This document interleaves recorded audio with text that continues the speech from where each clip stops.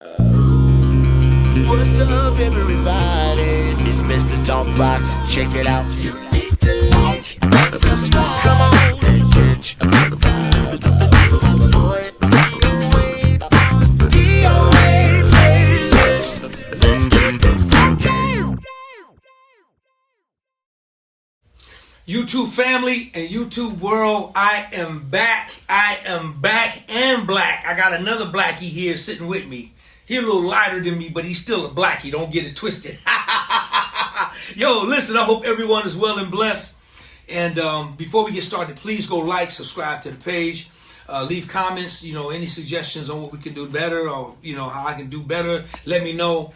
I got very tough skin. Listen, today I'm so honored to have my brother. I've been trying to make this happen for a long time, but he's one of the busiest cats in the business, and he's my big brother, and I've been watching him travel the world over the past several years, and I'm very proud and honored to have this brother here with me today. Phenomenal entertainer, okay? And then he played just a little bit of bass, but the Joker is an entertainer who plays a whole lot of hell of a bass, and he's so funky, y'all. And y'all get a chance to meet this brother right here, my big brother that's hanging out with me, that I'm so proud and honored to have. And we're going to get into this, and you guys going to know why I let us do so much after you finish hearing a little bit of his story, all right? Y'all, show your love for my brother, the one, the only, the living true legend, all right? Mr. Eric EQ, Young EQ. What's up, baby? What's up, D? Good morning, bro. Good morning. Good day. Good blessed day. Good to see you, man. It's better to see you, man, bro. Listen here, man. I've been waiting on this, man, to have you come hang out with me, man. And I'm so glad finally the time was right for it to happen, man. And I'm honored, man, and thank you for taking time out your schedule, man, to sit down with me and on my platform, man, so I can introduce you to the world on my platform, man, and let people know why I care about you so much. You've been a staple here in Northern California for many years, and done great things and still doing great things, man. From playing the hell out that bass, man, to writing and producing and your business, man. We're gonna get into all that stuff, man. But bro, thank you for being here, bro. My honor. Man. It's an honor, man. I'm so happy to be here, man. You know so many people and legends and man, just all the brothers and sisters, man. Much props, man. Oh my goodness. I learned so much through all the walks of life, man. It's beautiful to see that. You guys are like my nephews and nieces, I love it, man. Especially you, D. My little brother, for sure. Oh, man. Listen, E, let's get into this thing, man. Let's get into it. I've been waiting, man. So, E, where you from, bro? Man, I'm from Richmond, California, man, but man, I'm much older than you. So, I was born in 61, so I'm now 62 years old. But man, getting my first start, I was, about 7 years old. My grandfather, he was always finding things, junk collector. So, man, he found this folk guitar. It was a 6-string acoustic guitar, but it only had 3 strings on it.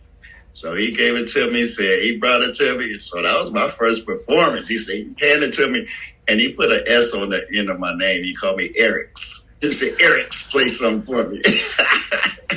So I was destined to play the bass, man. So that was my start through my grandfather. I credit Larry Graham a lot years later, but I really got my start through my grandparents. They saw it all. My parents didn't. They wanted me to go baseball. Everybody thought I was going to be, the next, Major League Baseball. I was scouted in 9th grade. I played shortstop, man. So I was that dope. I was a better baseball player than base, I think, but I just didn't have mentors. Wow. Mentors in those days, I think, are very important. Even now, man, I'm trying to just be a mentor, but I didn't have a mentor. It's like, no, man, you can't do that. Everything was, even with music, man, there was bands around me, older cats.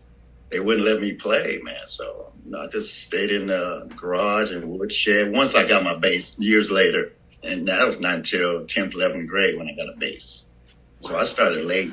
You know, after I heard Larry Graham, Hair. So I don't know what year that was, probably 71, 70. That's when I started listening to the bass. So, man, I was destined to play the bass. My mom, she bought me a little guitar and everybody around. She only bought me a guitar because she brought my brother a drum set. She thought I was going to be mad. But so she got me a guitar, but you know, I'm a quiet, shy guy. I mean, music has changed my life to be just open and to talk. So I didn't want a guitar. Then my grandmother bought me a guitar. So, you know, like 8th, 9th grade, I don't want no guitar. So, you know, my friend had a Fender Jazz. Fender Jazz, I would go over his house every day and just play his bass. So the challenge was to learn that song, Hair. I don't know if you know that song by Larry Graham.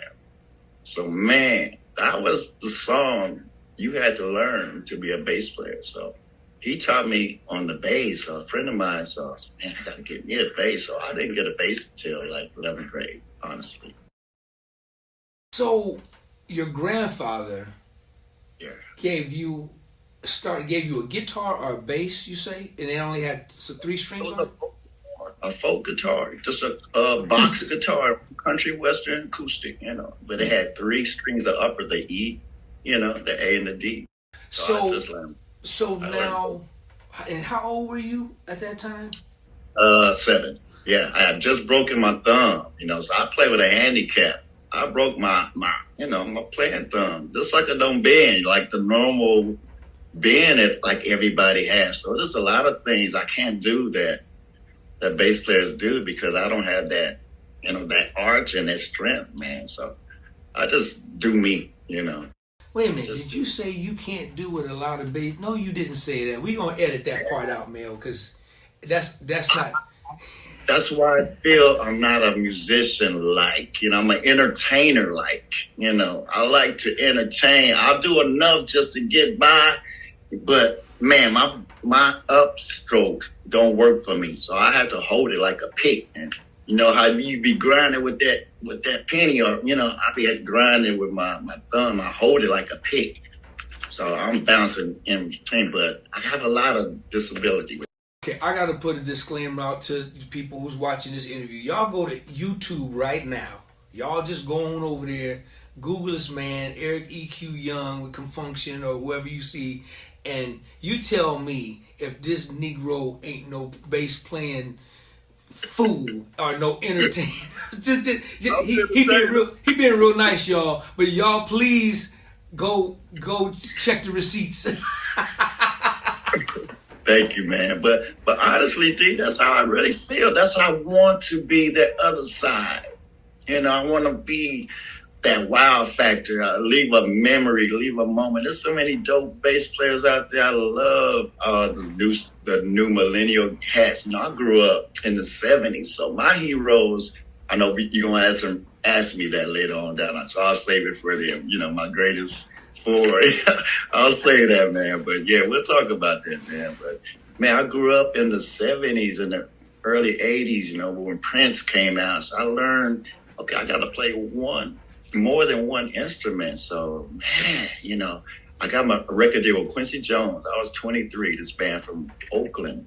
So I really got my professional start in Oakland. It's a band called Radiance. And it was the mid-'80s. So they had this producer who wasn't our style of music. So it was not in our hands. We were signed with Quincy Jones, Quest Records. So, man, we was under the care of Reggie Griffin, dope producer. He did a remake of Feel For You, Shaka Khan. That was him and the Melly Mel Grandmaster Flash. So he was that type of producer trying to produce a band. So changed our whole sound, man. That's when the Lindrum came out. So we were just happy just to have a deal. So it took us 3 months to record the album, but you know, the Quincy Jones label was going through a lot of issues. So they put our album on the shelf. So we sat around for a whole year, man. So I was just always dreaming and hoping and just moving on. So I didn't think the album was going to come out. It finally came out, but in between time, I was doing auditions. I auditioned for Sheila E. Me and this guy, Richard Gore, and I got the gig. This was before she got busy. She said, "You sure you could leave Radius?" Yeah, I got to meet this guy. I was just ready to go. But, I said, man, okay, I learned something. Got to show loyalty. So I stuck it out to the end. The album came out, but the business wasn't right. So that was the Quest record label. Was it Quest? Yeah. And this was the group was called Radiance, and the record is still out right now. People can go and check it out. The group Radiance, correct? Yeah, man, it's still out there. I was in Japan, and they, CDs wasn't out there. They got it pressed up into a CD. Wow. So it's still out there. It's being bootleg, whatever. And I was happy I was able to pen one song on there. So I felt, and I got to rap on it. So now EQ, when you guys signed to Quest, did you guys sign as a band, or was it just like? It was a band, but it was like a production deal. The middleman. At the time he had Midnight Star. He had The Deal, which was Babyface and L.A. Reid and all those guys. The Deal. Then Radiance was right underneath of that. So Midnight Star and The Deal, they got smart to what was going on. Said, this deal was not right. And I think The Deal was with Solar, so they had a better hand. Babyface and them had a better hookup, so they were smart and did their thing. But we kind of burned out there right in Oakland, man. It was true to the story: sex, drugs, rock and roll. It's like. So did you guys? So Midnight Star, The Deal was Solar. Midnight Star was Solar as well, correct? Yeah, and we were gonna go Solar, but the production who we was being managed by, so. Double negative. It was like, gosh, he wanted to take us to Quincy Jones, and he was happy too, Now, did you guys ever at that time experience working with Quincy Jones at all? Were you able to sit down with him in the studio or make a connection? No, sir. We just got letters with his hand written, "Welcome to the team," and some T-shirts. Welcome to us. Oh man, we did take a picture with him though. That was the only thing we did. But no, man, Quincy had nothing to do with the label at the time. It was just they had Patty Austin at the time. James Ingram was on the label. I think Larry Graham was on the label at the time. But yeah, it was just bad timing, But it didn't kill my dream, so I kept going after Radiance and. Function, Michael Cooper, he came and saw the band, but he saw me playing guitar. He didn't see me on the bass, so he asked me to join his solo project. I toured with him 1 year, and I played guitar until he couldn't find his bass player. Then I raised my hand like I'm in school. Mike, I really play bass, So that's how I ended up at the end of his solo tour, and right before Confunction was put together. So 93 is when I joined Confunction. So let's talk about that, man, because you had a major run. Let me just back up. Before I say this out, put this out there. There's an episode of Soul Train, right, with Radiance on it. Did you guys do? Oh, no, that was the second group. No, that was another group from Quest. I'm on two groups from Quest. This group was called Force One Network, and they had so many spin-off members in this group. David Hollister was the lead singer at the time, so they had a variety of musicians. So it was like the time Jimmy Dry, he was in the group Digital Underground. He was putting a band together. So, they heard about me because I was doing hip hop shows then. This guy named Chili B, he did a lot of conscious rap. So I was doing a lot of bass lines, just changing old bass lines while he rapping. Man, they started calling me Showtime. That was my first nickname. So I said, man, I need a nickname. So Jimmy Drake put together a band called Force One Network. We was going on Soul Train to promote, because they had a song on Boys in the Hood soundtrack, Spirit. And this was the next single. It was called Sister Sister, man. So. Now, were you a member of that band, or were you just kind of like a side man to that band?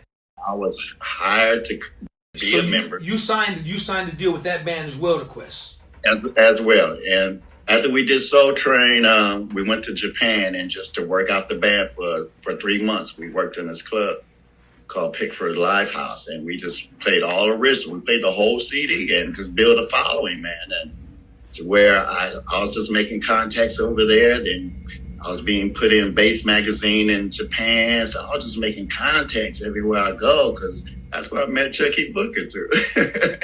him and Bobby G came to see the band I was with at the time. They was in town, so that's how I got to lead a lot of cats from the Bay. They was coming to Japan. I was living there. After I left that band, I stayed there 2 more years and worked in Japan. So I just wanted to keep working. I was always a 9-to-5 musician. You know what I mean? I was working 5-6 nights a week.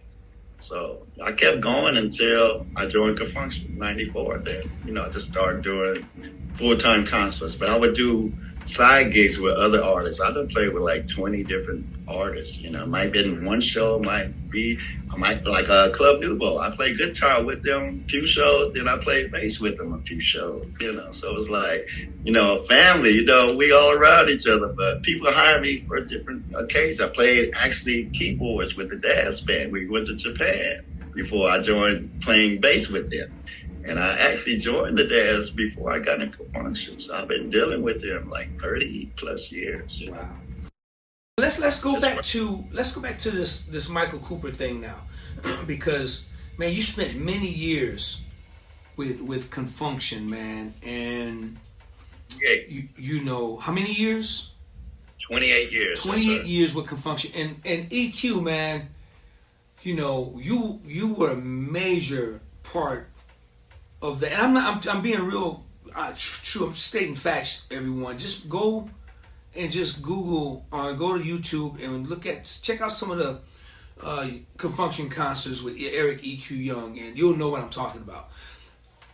It was like, man, when you hit that stage and you had your moment, and they gave you the keys to the car to drive that stage, man, and let you do whatever you wanted to do.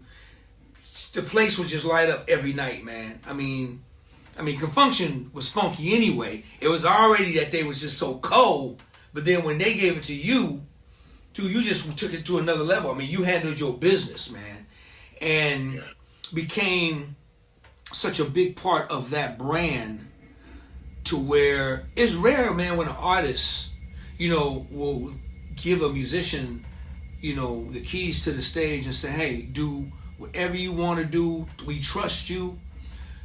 Take your time. Just to give me a head nod when you're ready to fall back.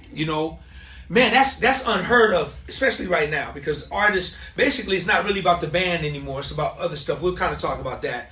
But man, to have that thing, and so many people all over the world know you. You're so noted for that, man. All over the world, E. And all over the country, man, for your time spent with Confunction. Tell me about like your first day.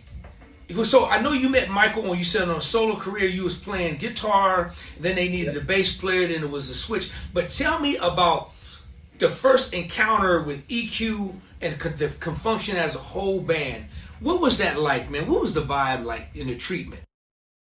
Man, because, it's like I was a fan already. So I'm stepping into, a whole nother arena for my career, playing nothing but hit records. I said, man, I'm a fan. I've been watching you guys since 10th grade. I remember sneaking in concert because I was tall as them.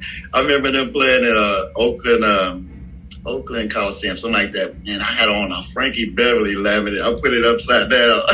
And I got in line with Confunction and just walked backstage. I said, wow, I'm backstage. It's like, man, I always been around. That's when Sheila E. was playing with Confunction. A lot of people don't remember that, man. So I was always a fan. So to be, man, like I said, go to Michael Cooper to where, man, come on. And it was like 4 other bass players that auditioned for that Confunction gig. I said, no, I'm getting this gig. Watch me. And I did, man, because I figured you got to learn the parts of the song. I didn't go and ran trying to add my own little stuff, man. I did exactly what's on the record. And a lot of cats don't sing and play. So I'm a soldier. I'm going to do that. I'm going to sing and play because that's how I grew up watching the greats. Larry Graham was my first impression of a bass player. He came to my high school, 1978. I'm in 11th grade. That's when I decided this is what I want to do. This man came out on the bass dancing, singing, and playing, I figured that's a must. So I studied people like that, but he was the only one that did everything. Everybody else, and we'll talk about those bass players down the line during that that question you're going to ask me. But Larry Graham was definitely my inspiration to go there, to play the bass, to be an entertainer. So when you come to my shows, I do my own personal shows. So, man, you're going to get the Larry Graham moment. Actually, I'm going to do a tribute to him. I just found out Patrice Chocolate, the Funk Box. She is actually my cousin, man. I've been dabbing with this ancestry DNA. So next year, I think I'm going to do a GCS, Grantham Station tribute, probably down at Yoshi's.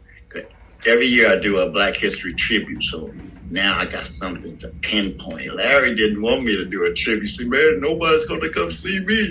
Because me and Larry became good friends. Actually, I rehearsed his band for him before he went on tour, man. So for 3 months, I got to play and be Larry Graham. He would just watch it on Skype. Him and Prince would sit there and just watch it. And he put me on the spot. He said, hold on. He said, EQ, play It's a Family Affair. And it's just and it's a little giddy up there that he does. He said, and I played it exactly where he played. He said, hold on. I said, man, I'm taking you on Maury Povich. Ain't nobody ever played that song right. But you. You see, you put the giddy up. I said, yeah, I've been studying you all my life. So, man, and, we just became tight. He gave me credits on his album, his last album. But, yeah, it was an honor just to be a stand-in. He gave me a lot of props in San Francisco. I said, man, this is my favorite bass son over in San Francisco. I said, wow. He said, you heard what I said? I said, I didn't care about that. I said, man, give me my money. I reversed your band. Give me my money. I didn't care about it.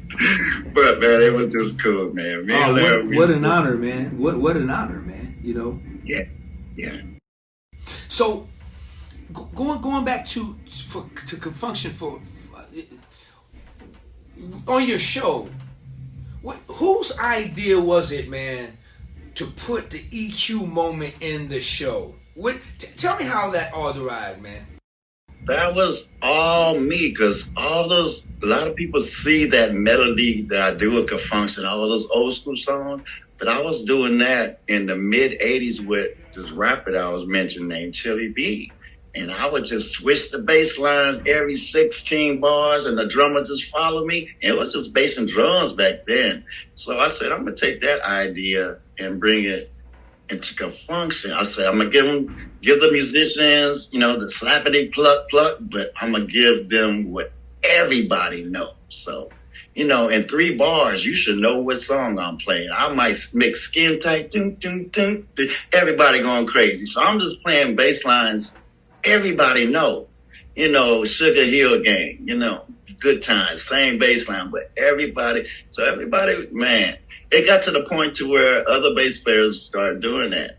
The first one, I think, was Verdine White. I said, and the reason why I did it was just an honor to me. I grew up on you guys, and these were the bass lines that made me want to play. So I just put it in the package, and I just edited with the band. I said, y'all learn this, and we're going to do everything in the original key, and we're going to switch tempos. So follow my body language. So that's how that magic works, man. So a lot of people asked me that. I said, I'm giving tribute to these bass lines. A lot of people doing it for the wrong reason, and they not moving the crowd because they're not putting that theatric behind it, So I'm talking to them. I'm giving them body language. I'm dancing. Man, they in the palm of my hand every time. Every time. So even Japan, overseas, all that. So Confunction saw this prior to you even doing it. And did Michael say, "Hey, man, we want to add that into the show"? No, they didn't know nothing about it. They didn't know nothing about it. When I first did my solos with Confunction, man, it was maybe 2 minutes long. I said, no, they said, man, stretch out, man. I think I probably put, thank you for letting me be myself. That bass, people say, okay, let me just switch them up. So I would give the band cues. I give them that Charlie Wilson whistle. So y'all just follow me. Every 16 bars, I was going to make it move. And that's all it was. You just created it. You just created it on your own. You just created that moment on your own. Yeah. Okay, cool. Got to the point. They got to the point to where it became an issue. I mean, the promoters would ask Function, "Is EQ gonna be there? Is EQ gonna do that solo?" Even today, people still want me to do that mix, and I'm gonna probably do it with the Daz Band, but I'm gonna do something different. That moment reminds me of, you know, when Jubu was playing with Frankie Beverly, and everybody couldn't wait till Golden Time of Day. Everybody couldn't wait to that moment that Jubu had that solo. It's just classic, man. It's historic. It's everybody. It's a moment that every Frankie Beverly fan just look forward to that part in the show. So with Confunction, you kind of developed that same thing. So I know, what was it like, man, when you made the announcement? Because you traveled all around the world with Confunction. Was it stable? Now, did you play on any albums, EQ, at all? The last album that they did on their own, you know. And honestly, man, I'm just gonna keep it real too, man. That was just to pacify me of being in the group, man. You know, 'cause everybody get their little clicks when they're writing music, man. So they asked me to come take a picture. They had completed the album. I said, I'm not taking no picture. I didn't play on the album. So why would I want to take a picture? I said, no. So they brought me to play on maybe 2 or 3 tracks. But, man, I just learned early, man, okay, this is business. It ain't friends, you know. So it was a love-hate relationship, you know. It was like, man, you know, one comment said, man, no one musician been singled out. Whether he's gonna be at my show. I turned down some gigs because I said, really? I said, it's a compliment to your band. Why would you do that? You know? And I think about the original bass player Confunction. He didn't do no solos. If he did, nobody remembered it. I said, man, it's a compliment. So it became an issue, you know. EQ, like, but don't do your thing. So EQ, what was it like when you? Because and you can dig into whatever you want.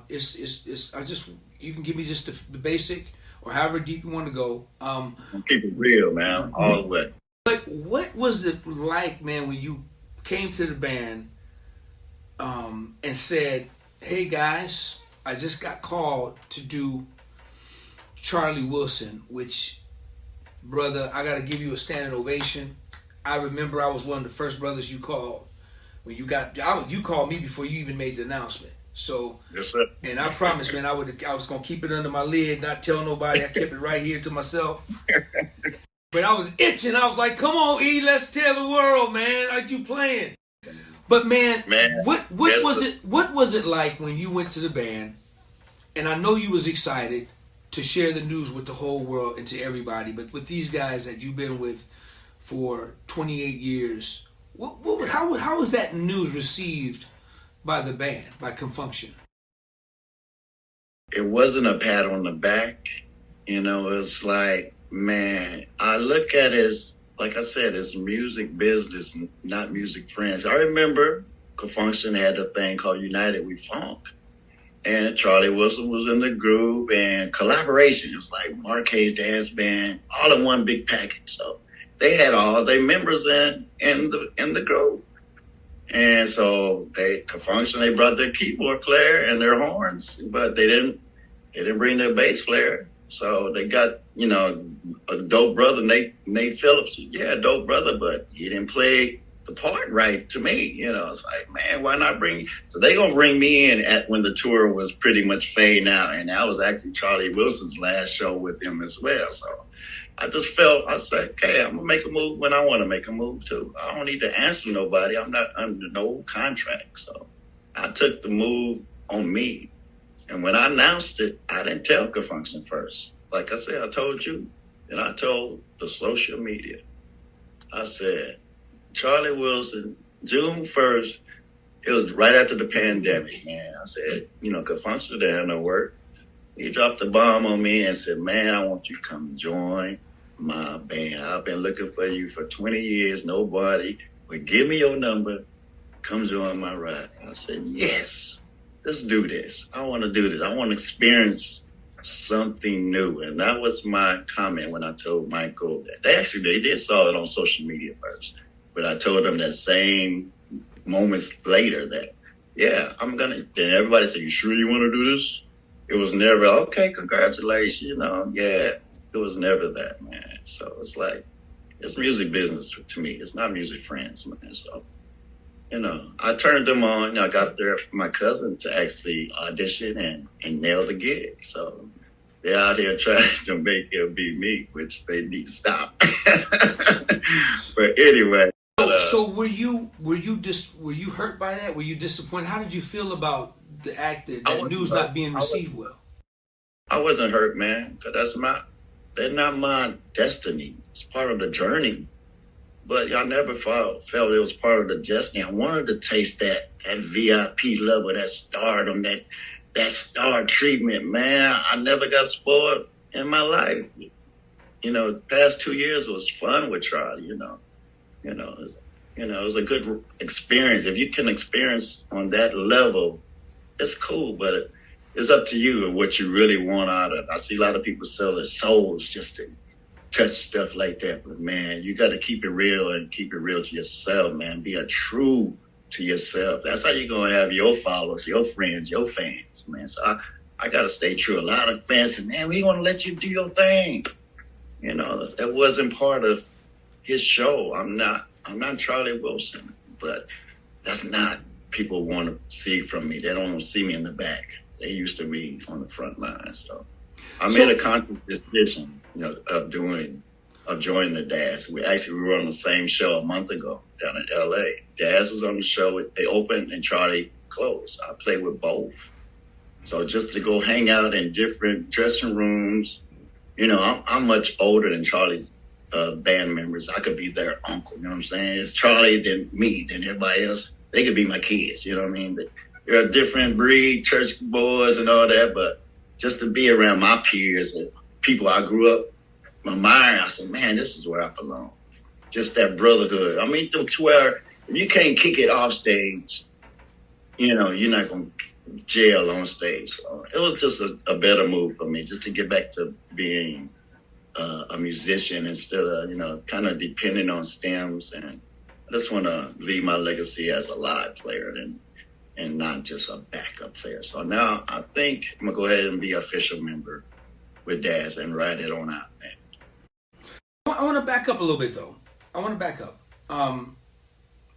So the news is not received well. You don't get that support from, cats who you thought would be most happy for you, but you don't get that, so you decide to move on anyway. It's not going to stop you.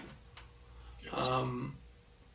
Why do you think that you didn't get the support? I mean, for what reason do you think it was something that they were going to miss you, or they just was it jealousy or envious, or what was it? Why do you think? What makes you feel that?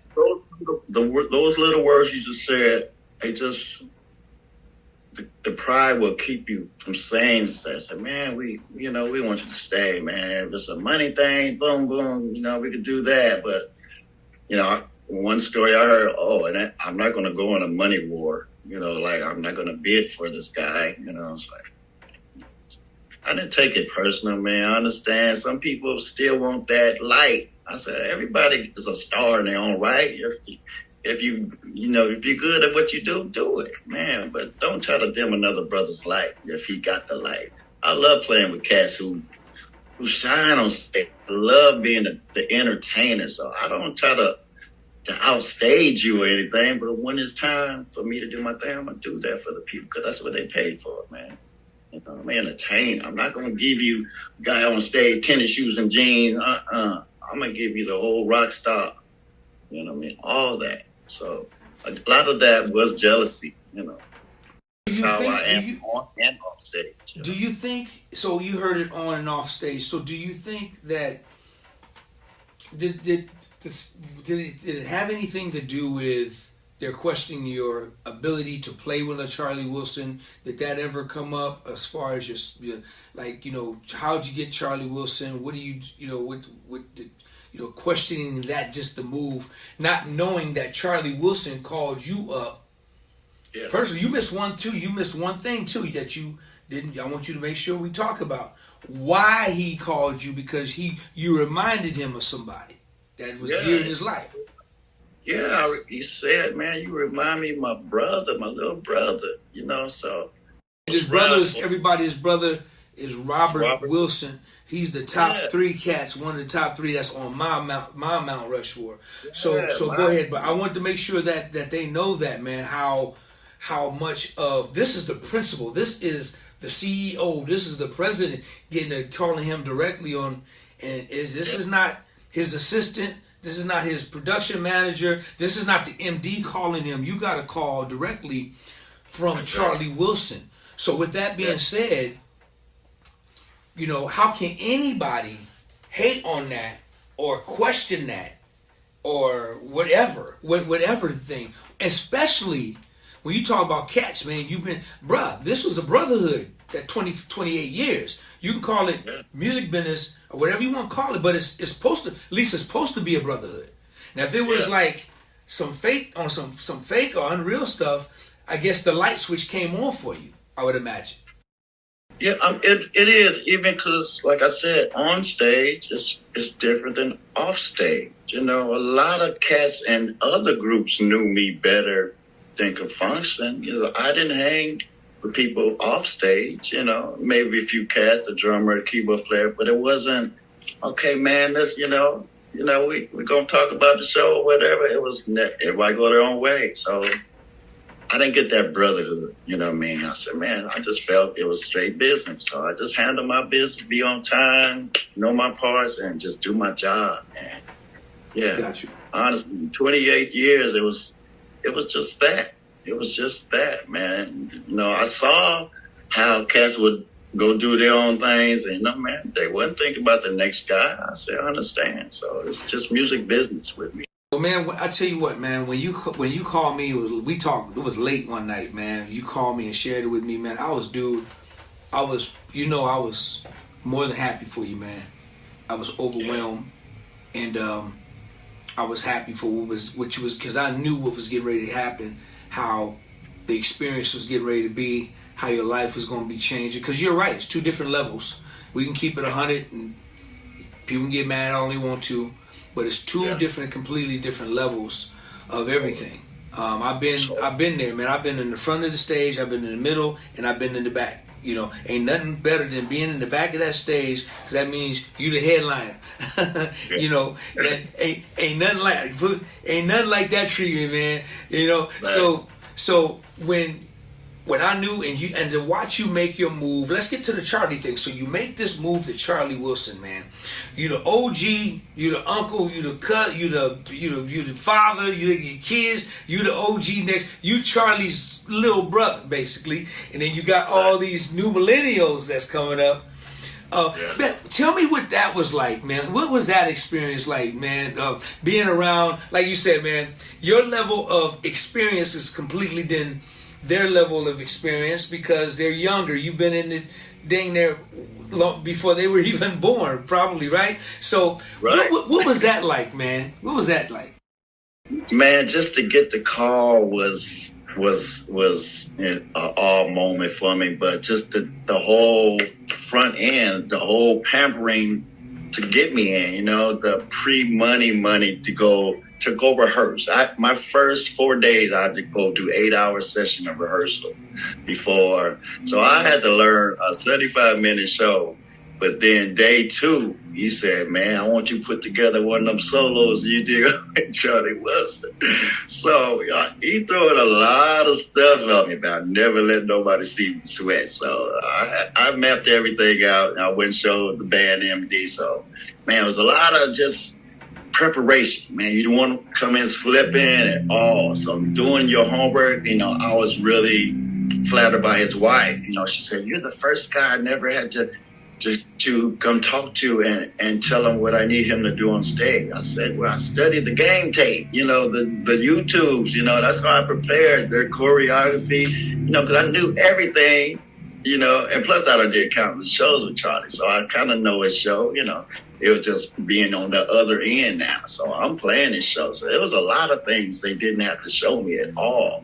So it made it smooth for them, But I just watching God, it's so serious. It's a serious level, man. I saw so many musicians being hired and fired.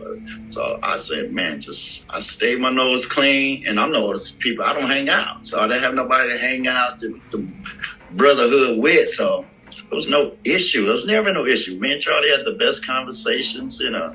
He was always telling me to watch somebody or, but man, his team is very organized. I give it that, man. When we sound check, we put in 2 hours fake. So we're gonna do the whole show at sound check before we do the show. So I like that part of him being serious about rehearsing. And I've never been in a band that prayed every show. We didn't miss a prayer. I think a lot of bands will be even better if they just added that prayer, man. But we human too. We'll say a prayer and get cussed out on the stage and say, man, like, so how you go from amen to motherfucker, you missed a note. But it was serious, you had to be on your stuff in Charlie's band. Even though it's a lot of stems, I really didn't have that joy at the end of the night because I didn't get my fix, I didn't get to play. I got to do my solo one time.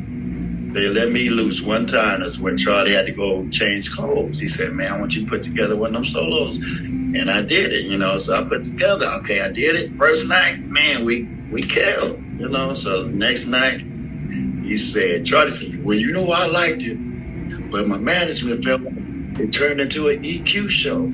So I just put my hands up. So, man, you went to change your clothes. You watched me put together. It's like, it ain't me, man. So it's like, we all answer to somebody. You know what I mean? It's like, even Charlie, he'll just stay out of it. I guess he don't want the confrontation like he used to have back in his, early years. I've been knowing Charlie since I was 25. So, I've been, gosh, just to see his walks of life, So to see him on top as he is, he's a hard worker. I got to give him that. I never heard him hit a bad note. The man could just sing. But no, man, I'm not going to ever badmouth Charlie about nothing. Some of the people around him, they're working him, just using him. But, man, that's, karma will always catch up to a cat who's doing wrong. But, hats off to Charlie, man. I thank him. He said, man, it took me 20 years to get your number. No one ever wanted to give me your number. I said, wow. So Martin McLean, guitar player from Pleasure, and now with the Daz Band, he was able to make that happen. So, wow, that's Martin, crazy, man. Well, man, dude, I know that took you to places that you've probably never been with Charlie, and stadiums and the big arenas, man. And it's never, I say to anybody out there, it's never too late to continue to live your dream and to make things happen. My brother said he way old. He's not that much old. He's 4 years older than me. He ain't that much older than me. He make it seem like he way older than me. I'm like, I feel like it, man, dude, man. I used to watch you and Bobby G. I always wanted to be a cool combination. Y'all had the best duo out there to me. Oh man. So E, let's I want to do something. I got to do something. So me and E been knowing each other for quite a while, and we had a chance to. E has a bunch of music out there, you guys. So you guys make sure you go check some of his music out. But I'm proud to say that E and I hooked up and we did a record together for his solo project. And E, can I play a little bit for him, man? Please do. Can I just give him a little teaspoonful, just a little taste? Yes, sir. Please, I'm going to give him a little taste, man. A little taste, and we're going to come back. We're going to talk about it. So this is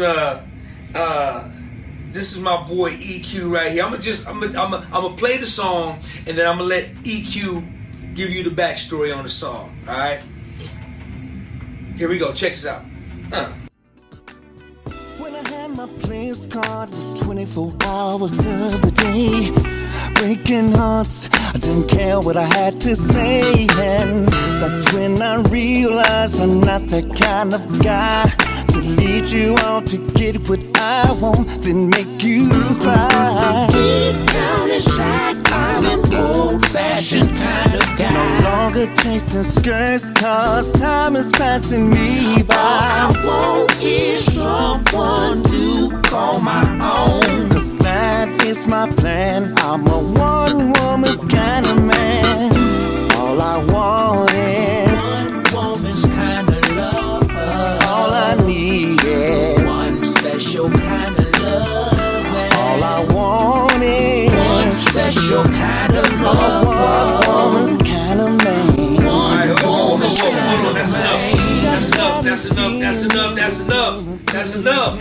You make me sick over here, man. You killing me over here, dog. I remember that day. That's the first day I got a blister. Boy, you worked my finger that day. I couldn't play for a week. I had a big old blister. No, do it again.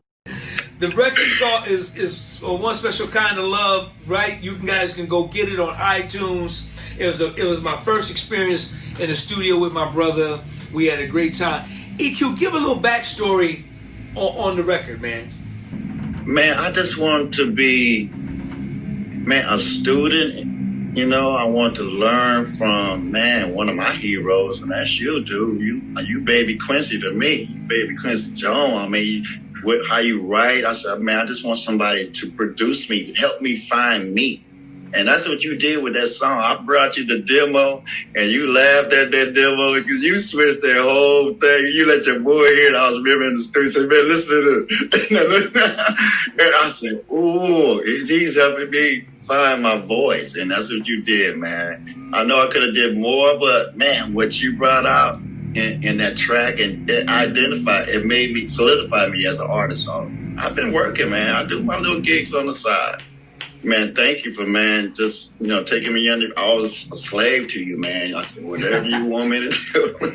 EQ came to my studio, y'all, when we did the solo, when it was time for him to cut his solo. And EQ was like a one-take wonder. He just he gonna give me some idea. I'm good, I'm getting ready. I said, no, brother, you sit down. You ain't going nowhere. So my fingers up. And I was wearing him out, man. Thank you, man, for allowing me and trusting me with your song, bro. I thank you for allowing me and reaching out to me, man. I really had fun, man. That's a memorable moment, man, in my life, man. And it turned out really, really cool, man. We had a great time. And EQ, tell people how they can go get your music. Man, on iTunes, I really haven't put stuff out in a while. It's just, it's still out there on the social media, but, I really haven't got into being that artist. I've been following my dream, just wanting to play, but we talked about it, a few months ago. I said, man, I want to do another record. So I'm in the process of pre-production of trying to put something together. So I want you to hear, but I haven't really pushed that, man. So I don't trip on people finding my music. They do. It's out of God's will, man. So don't even trip on it. Right on. Just EQ just trying to do it live. Doing it, man. Now let's talk about the business side of my brother EQ, man. Oh, wait a minute, real quick. So let's talk about your leaving Charlie Wilson. After how many years did you give him? I did 2 years. 2 years. Now, why did you decide? Because EQ, I know when people come see you play, they want to see that entertainer, man, and that's real talk. Y'all, I'm telling y'all go check him out. EQ is a performer. He throws down. People were missing that. I know even some of your comrades, your peers, your musician brothers and sisters, they missed that from you.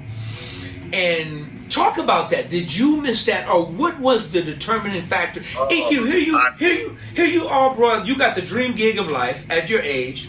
You got a beautiful situation. People would die to be in your shoes. You're traveling the world, making a truckload of money.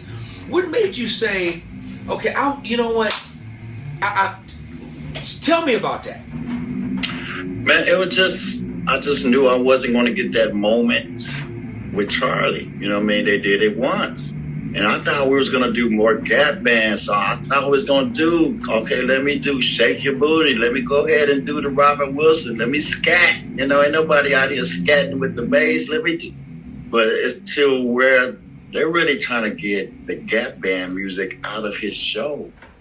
And, just push the solo Charlie. Man, I mean, I really want to say names, but that's going to come to light anyway, man. It's like they trying to take all that Gap Band stuff out, man. And he still got those fans, but, that's why you see him work with the young artists, trying to keep it young and reveling with the youngsters, man. But, man, I just played with him a month ago, Daz Band and Charlie on the same show. And, man, just a different offstage jail in the dressing room with Daz, this brotherhood I'm so used to, this type of, having fun, but in Charlie's dressing room, it's like you're on eggshells.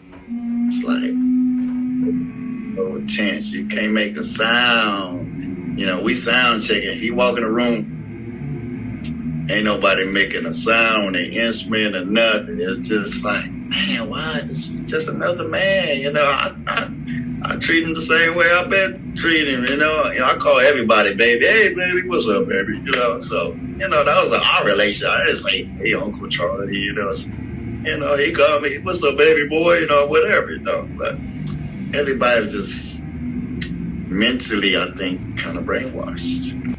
So you figured you missed. You missed EQ. You missed performing. I miss EQ. The fans miss EQ. They don't like me back there just doing that, man. They miss me out front being in their face, And I totally agree. I missed it too. My wife said, man, you don't look happy. So I prayed on it. And once we did that show was on the same bill, that was my decision. I said, I got to go play again. I got to go play again. Yeah, me and Charlie's cool. We always gonna be cool. There wasn't no issue.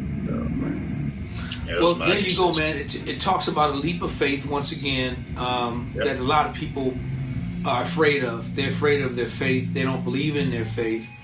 They don't believe in God. They don't believe in taking the risk and walking out on faith and letting God do the work. So man, I applaud you for making a big decision like that, man, because I'm an athlete in heart. So man, I want to give them. I gotta give it to them, man. But it's like taking a racehorse to a racetrack and don't let him run. Man, let me run sometime. But I wasn't gonna get. So I did that. Congratulations to you. In your beginning and the ending of that whole part of your life, man, and there's more to come. Now let's talk about the businessman EQ. Now EQ, let's first talk about your signature bass line. Let's talk about that, man. Which is I went to NAM. I went down to NAM. Just being a visitor, but people started Googling who I was going checking out basses. So I went under this company called Allen Eden at the time. So they asked me to come aboard. They sent me a bass to try out. I said, yeah, it's a cool bass. They said, man, you got some followers, man. You want to do a signature? So actually they did 2 signature models on my, they're no longer on with Allen Eden, but man, I was proud of that. So I sold over 50 basses of my own. I said, man, who does that? I pat my own self in the back, but it was cool. So it made me venture off to do other things. Man, I started my own shoe line in Italy. So I got these custom-made Italian leather shoes, all kind of shoes.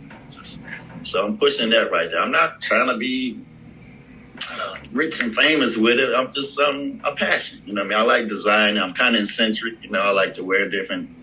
You'll see me some colors. Yeah, a lot of cats won't wear it because they have the confidence to wear it. But I'm eccentric like that, But man, I started my shoe line, so that's doing good. Actually, I got my own coffee line. That's out there. People come at me with ideas, and if I think it's cool, I'll get on the board. So yeah, I got a coffee line, shoe line.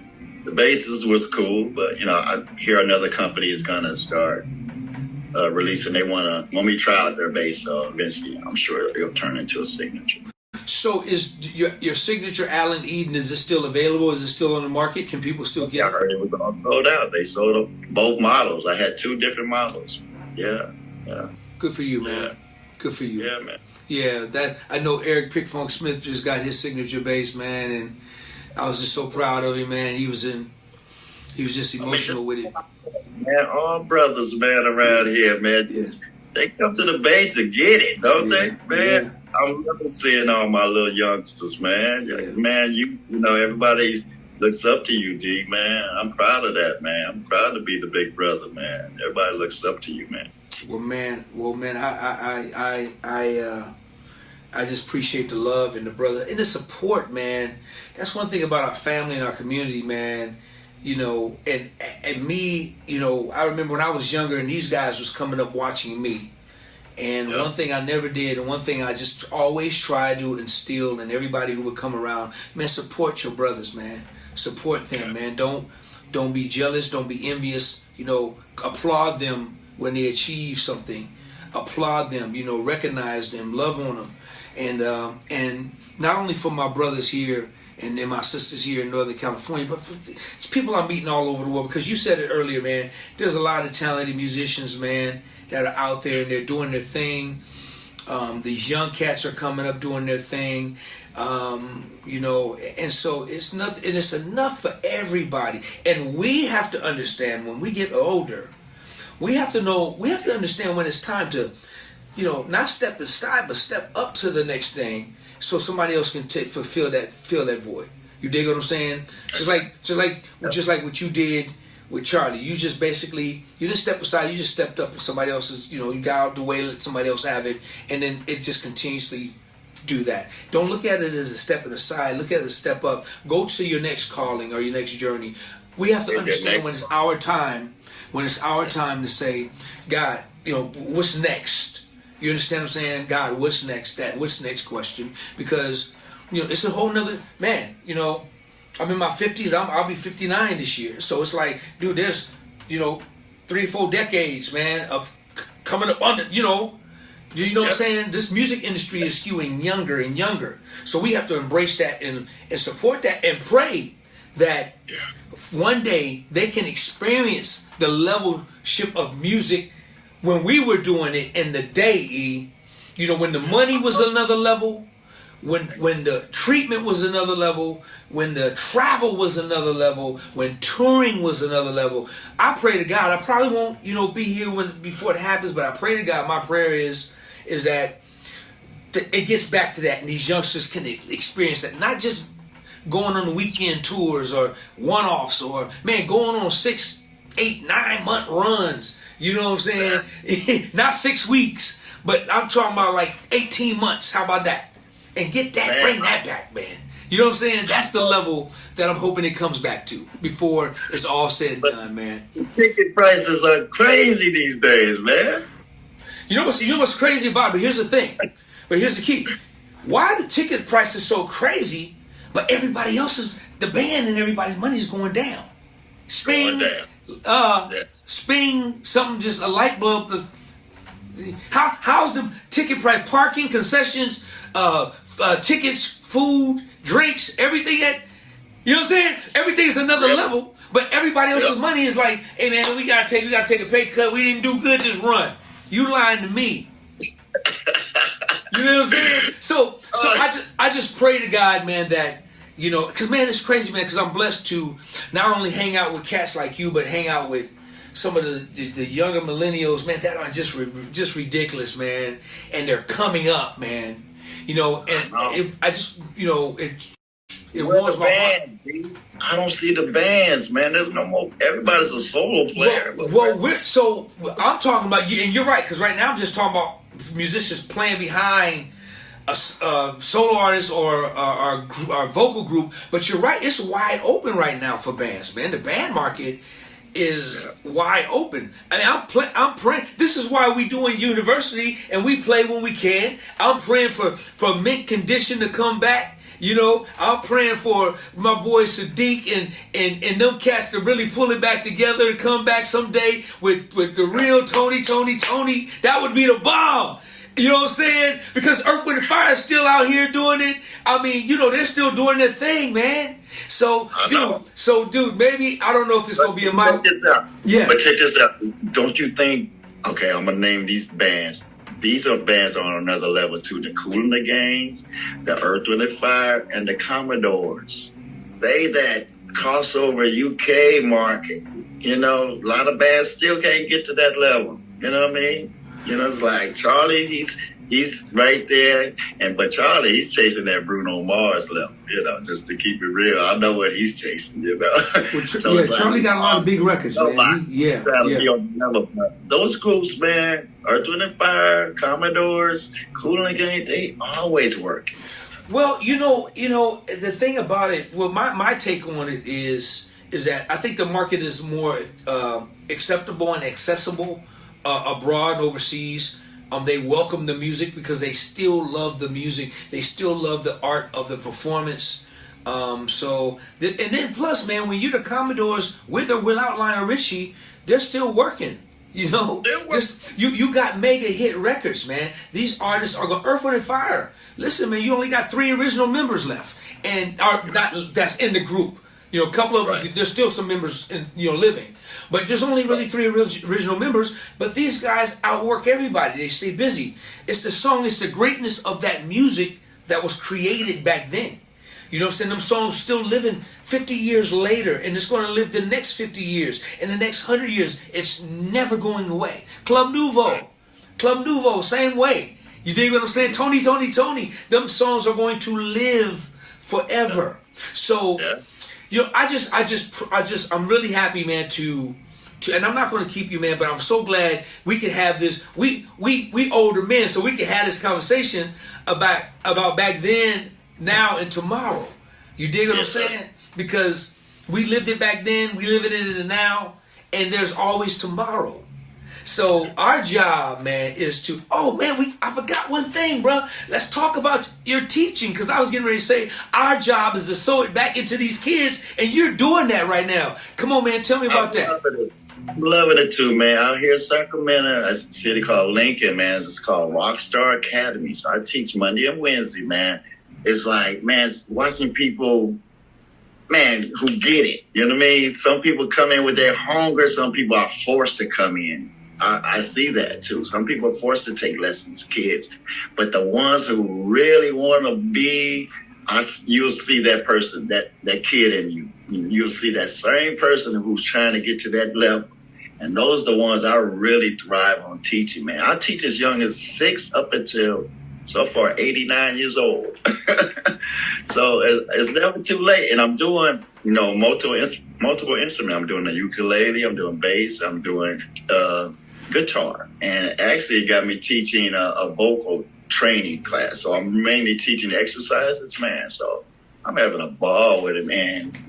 People starting to find out who I am. So they telling their friends, it's a cool company, man. I really like it, man. I taught yesterday, actually. It was good just to see people hungry. It's never too late to learn, man. Never too late to learn, man. Take a trial lesson from you.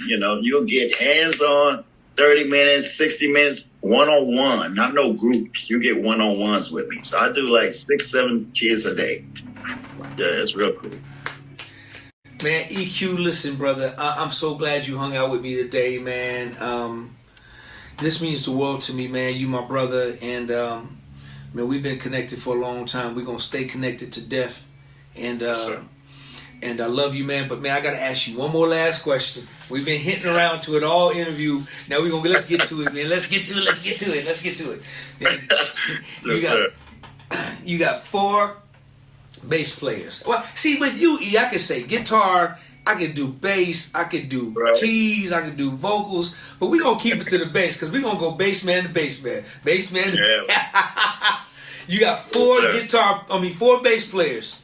You going to put on your Mount Rushmore. What 4 they going to be?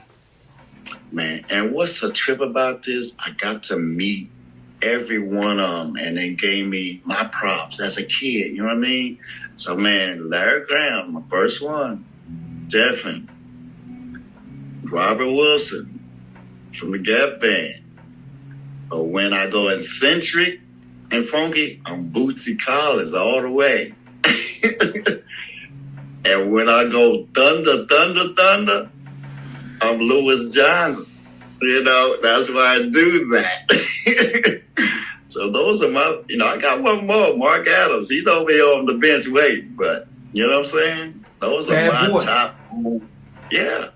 just the tones they had. The Music Man from Lewis back in the day. You knew the Fender Jazz from the tone of Larry Graham. So I was always into frequency and the tone. So yes, sir. Man, listen, I see why you play the way you play. So I'm gonna add a. Well, you already added Mark, so I'm gonna add a pinky on there. And I'm gonna add my brother Eric EQ Young because, bruh, I see why you play and why you the funky cat you are, man. I love watching your pictures. So sometimes some things, man. When I see the big afro, man. When I see the big, I said that's my boy right there. That's my brother right there. Man, my shows be outrageous, man. They be doing this thing, man. Thank you, man. Man, it's an honor to be here with you, D, man. I'm so proud just to watch you, man. Just your journey, man. We right around the corner from each other, man. It's just a joy to see somebody love the way you are loved, man. I know the other side of people, how they feel, but, man, cats love you, dude. I appreciate it, man. Listen, man. Tell everybody how they can reach you, my brother.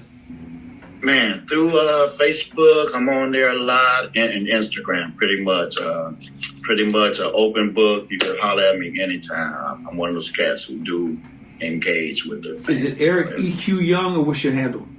Yeah, Eric EQ Young. Yes, sir. Yeah, man, listen, bro.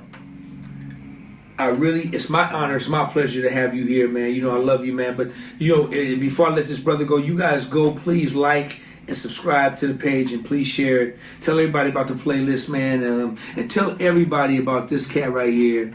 And y'all follow this brother who's got a tremendous journey, official member now of the Daz Band. The Daz Band was my group. Was like, I grew up, there was Confunction, Barcades, Cameo, Gap Band, Daz Band. There was those, it was those groups right there, right? The Daz Band. It was a hard choice between the Daz Band and the Gap Band. Is my all-time favorite. So those two was always neck and neck, man. The Daz Band, man, with my boy Skip, man. People don't really realize what they was listening to back then, man. Them dudes was so cold, man. I mean, and they all were funky in their own right. Harmony too, D. There's a lot of singing in harmony with the slow soul. I get to sing again, man. I'm loving it. Hey, people don't even realize what they were listening to back then, man. With the levels of harmonies, with the 6-part, 7-part, they just don't even realize how dope them dudes was, man. And then of course, man, Gap Band, because of my dude Robert Wilson, man, who I love, and we were getting ready to work together before he passed, man. I was so hurt of that, but I'm glad to see you. You're not a side man. They made you an official member of the Daz Band. You play with my brother Raymond Calhoun, so I know what that's like. Yeah. Yes, sir. I already know. EQ, thank you, man. Thank you for hanging out. Thank you for showing up, man. And you right, man. We just really literally in the same area, man. So, man, listen. I love you, man. Good luck to you, man. And may God continuously bless you with all your successes, your baseline, your shoes, your coffee, man, your teaching at the academy, man, everything you're doing now with the Daz. And I'm sure your phone gonna be ringing. We might see you on stage with somebody else, Sister Sledge, whatever. We gonna see you all over the place, man. But congratulations on this great opportunity, man. Back with the Daz Band as a principal. That makes a difference, right? Makes a difference. Makes a difference as a principal, man. Yo, YouTube family, show your love for my brother, the one and the only Eric EQ Young. Give it up, man. I love you, boy. Love you too, man. Yes, sir. Thank you, D. I love you, boy. Love you, man.